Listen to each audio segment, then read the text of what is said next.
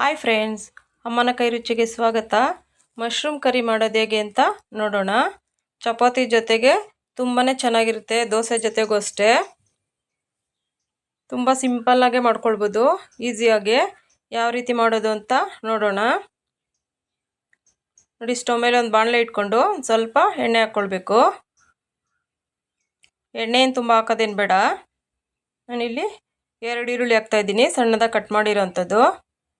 ನಿಮ್ಗೆ ಗ್ರೇವಿ ಥರ ಇರಬೇಕು ಅಂದರೆ ಸ್ವಲ್ಪ ಈರುಳ್ಳಿ ಎಲ್ಲ ಜಾಸ್ತಿ ಹಾಕ್ಕೊಂಡ್ರೆ ಗ್ರೇವಿ ಥರ ಚೆನ್ನಾಗಿ ಬರುತ್ತೆ. ಇಲ್ಲಾಂದರೆ ಸ್ವಲ್ಪ ಡ್ರೈ ಆಗೇ ಇರಲಿ ಅಂದರೆ ಸ್ವಲ್ಪ ಈರುಳ್ಳಿ ಎಲ್ಲ ಕಡಿಮೆ ಹಾಕ್ಕೊಂಡ್ರೆ ಸರೋಗುತ್ತೆ. ನೋಡಿ, ಈರುಳ್ಳಿ ಚೆನ್ನಾಗಿ ಫ್ರೈ ಆಗಬೇಕು. ಒಂದು ಚಿಟಿಕೆ ಅಷ್ಟು ಉಪ್ಪು ಹಾಕ್ತಾಯಿದ್ದೀನಿ. ಉಪ್ಪು ಹಾಕಿದ್ರೆ ಈರುಳ್ಳಿ ಬೇಗ ಸಾಫ್ಟ್ ಆಗುತ್ತೆ. ನೋಡಿ, ಈಗ ಶುಂಠಿ ಬೆಳ್ಳುಳ್ಳಿ ನಾನಿಲ್ಲಿ ಪೇಸ್ಟ್ ಹಾಕ್ತಾಯಿಲ್ಲ, ಜಜ್ಕೊಂಡಿರೋದು ಹಾಕ್ತಾಯಿದ್ದೀನಿ. ತುಂಬ ಚೆನ್ನಾಗಿರುತ್ತೆ ಟೇಸ್ಟು ನಾವು ಹಾಗೆ ಜಜ್ಜಿ ಹಾಕೋದ್ರಿಂದ. ಒಂದು ಸ್ಮಾಲ್ ಸೈಜ್ದು ಟೊಮೊಟೊ ಎಲ್ಲ ತುಂಬ ಏನು ಹಾಕೋದು ಬೇಡ, ಹುಳಿ ಅಂಶ ಆಗುತ್ತೆ. ಸ್ವಲ್ಪ ಕರಿಬೇವು ಚೆನ್ನಾಗಿ ಫ್ರೈ ಮಾಡ್ಕೊಳ್ಬೇಕು, ಅದು ಹಸಿ ವಾಸನೆ ಎಲ್ಲ ಹೋಗಬೇಕು.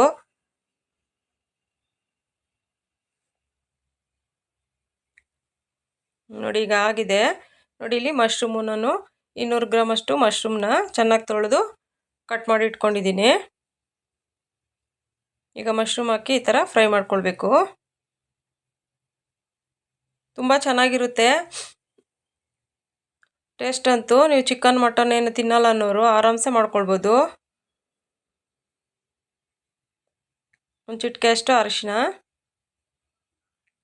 ನಮಗೆ ಖಾರಕ್ಕೆ ನೋಡಿಕೊಂಡು ಖಾರದ ಪುಡಿ ಅರ್ಧ ಸ್ಪೂನಷ್ಟು ಹಾಕ್ತಾಯಿದ್ದೀನಿ ನಾನು. ಧನಿಯಾ ಪೌಡ್ರು ಅರ್ಧ ಸ್ಪೂನು, ಪೆಪ್ಪರ್ ಪೌಡ್ರು 1/4 ಸ್ಪೂನು, ರುಚಿಗೆ ಉಪ್ಪು. ಆಗಲೇ ನಾವು ಈರುಳ್ಳಿಗೆ ಸ್ವಲ್ಪ ಹಾಕ್ಕೊಂಡಿದ್ದೀವಿ. ಈಗ ಒಂದು ಸ್ವಲ್ಪ ಒಂದು 1/4 ಲೋಟ ಅಷ್ಟು ನೀರು ಹಾಕ್ಕೊಳ್ಬೇಕು. ನಾನು ನೀರು ಹಾಕಿದ್ದೀನಿ, ಇಲ್ಲಿ ವಿಡಿಯೋನಲ್ಲಿ ಸ್ಕಿಪ್ ಆಗಿದೆ. ತುಂಬ ಏನು ಬೇಡ, ಮಶ್ರೂಮ್ ಬೇಗನೆ ಸಾಫ್ಟ್ ಆಗಿಬಿಡುತ್ತೆ. ಗರಂ ಮಸಾಲ 1/4 ಸ್ಪೂನು, ಇಷ್ಟೇ ಸಾಕು. ಇನ್ನೂ ತುಂಬಾ ಹಾಕಿದ್ರೆ ಮಸಾಲೆಗಳು ಅದು ಟೇಸ್ಟೇ ಚೇಂಜ್ ಆಗಿಬಿಡುತ್ತೆ. ನೋಡಿ, ಈ ಥರ ಮಿಕ್ಸ್ ಮಾಡಿ ಸ್ವಲ್ಪ ಲೋ ಫ್ಲೇಮಲ್ಲಿ ಇಟ್ಟು ಈ ಥರ ತಟ್ಟೆ ಮುಚ್ಚಿ ಬಿಟ್ಟರೆ ನೋಡಿ ನೀರೆಲ್ಲ ಹಿಂಗಿದೆ ಚೆನ್ನಾಗಿ. ನೋಡಿ ಯಾವ ಥರ ಡ್ರೈ ಆಗಿದೆ. ಈಗ ಇದಕ್ಕೆ ಸ್ವಲ್ಪ ಕೊತ್ತಂಬರಿ ಸೊಪ್ಪು ಹಾಕಿ ಮಿಕ್ಸ್ ಮಾಡ್ಕೊಳ್ಬೇಕು. ಕೊತ್ತಂಬರಿ ಸೊಪ್ಪು ಯಾವಾಗಲೂ ಅಷ್ಟೇ ಕೊನೆಯಲ್ಲಿ ಹಾಕೋದಕ್ಕಿಂತ 1 ನಿಮಿಷಕ್ಕೆ ಮುಂಚೆ ಹಾಕಿ ಈ ಥರ ಫ್ರೈ ಮಾಡಿದ್ರೆ ಅದು ಫ್ಲೇವರ್ ಎಲ್ಲ ಬಿಟ್ಕೊಳ್ಳುತ್ತೆ, ಚೆನ್ನಾಗಿರುತ್ತೆ. ನೋಡಿ, ಆಗಿದೆ. ಈಗ ಎಲ್ಲ ಡ್ರೈ ಆಗಿದೆ. ರುಚಿ ಅಂತೂ ಸೂಪರ್ ಆಗಿದೆ. ಈ ಥರ ಮಾಡಿಕೊಟ್ರೆ ಮಕ್ಕಳಿಗೆಲ್ಲ ತುಂಬಾ ಇಷ್ಟಪಟ್ಟು ತಿಂತಾರೆ. ದೋಸೆಗೆ ಚಪಾತಿಗೆ ಎಲ್ಲನೂ ಆಗುತ್ತೆ.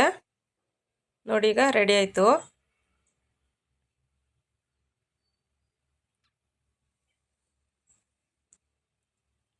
ನೋಡಿ, ತುಂಬ ಚೆನ್ನಾಗಾಗಿದೆ. ಮುದ್ದೆ ಜೊತೆನೂ ಇನ್ನು ಸ್ವಲ್ಪ ನೀರು ಹಾಕಿ ಸ್ವಲ್ಪ ಗ್ರೇವಿ ಥರ ಮಾಡಿಕೊಂಡ್ರು ಮುದ್ದೆಗೂ ಆಗುತ್ತೆ.